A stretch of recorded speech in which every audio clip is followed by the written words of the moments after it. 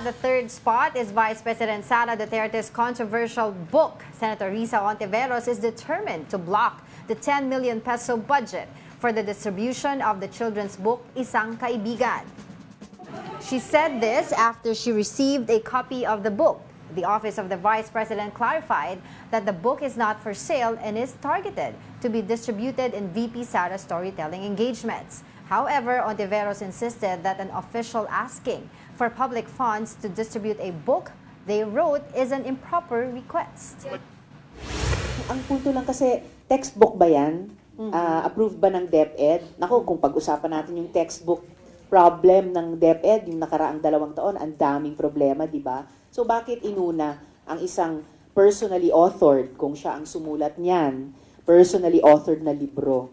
10 million. Maliit kung sa textbooks kabuo ang budget ng DepEd, pero hindi siya barya. At 10 million na galing sa buwis ng mamamayan. So pera pa rin na hawak ng gobyerno na dapat tanungin ng Kongreso.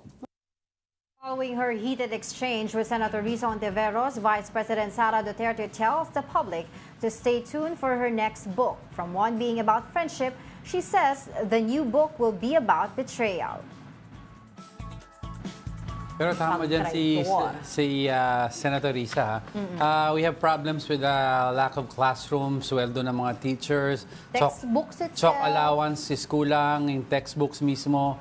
And yet, you can allocate 10 million for a self-authored book. Yan ang keyword din eh. If you want to put out a book that may help children understand friendship, okay yon.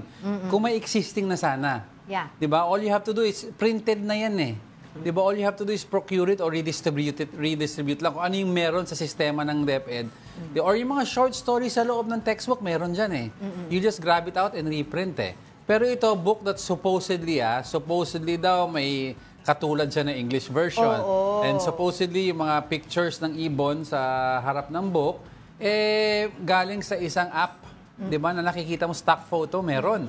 Parehong-pareho yung bird na red eh. Although hindi ko pa kasi nababasa yung sinasabi nilang kaparehas na book, no, yung English version nito. Pero nakita nga natin yung sa social media na halos kaparehas. Yung isa, ganun din, tinulungan niya yung kaibigan na ibon na gumawa ng nest, no, yung bahay dahil na-damage nga yung puno. Dito naman sa kwento nung kay VP Sara that she authored ay nagkaroon ng bagyo, nasira, tinulungan, 'di ba, yung ibon na para gumawa ng bahay. But we don't naman na okay, maganda naman yung intention ng book, 'di ba, is to teach children about friendship.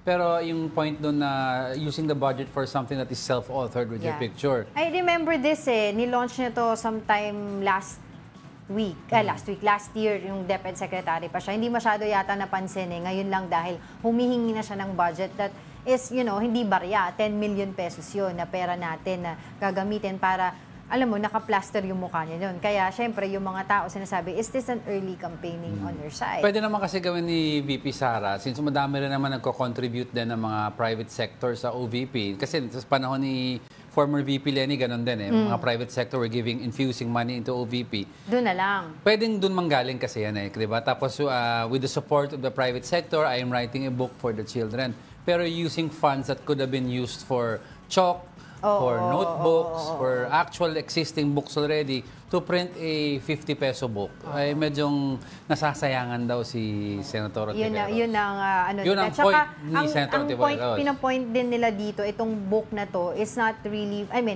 pangbata siya, pero kailangan ito may gabay ng magulang. Kasi doon sa mismong kwento, di ba, na bagyo, nasira. So there's a tragedy in itself na kailangan kapag binabasa ng bata, ni-explain sa kanya. Kasi traumatic supposedly yung ganong issue na ang tawag dito na nasira, 'di ba, dahil sa bagyo, may tragedy na included doon sa story. So it is meant for read along daw, kasama yung magulang, hindi yung bata. Kasi complicated din doon yung mga sentences. May Sara News pa tayo. Meron pa ba? Hindi pa tapos? Okay. Ano ba yung next natin?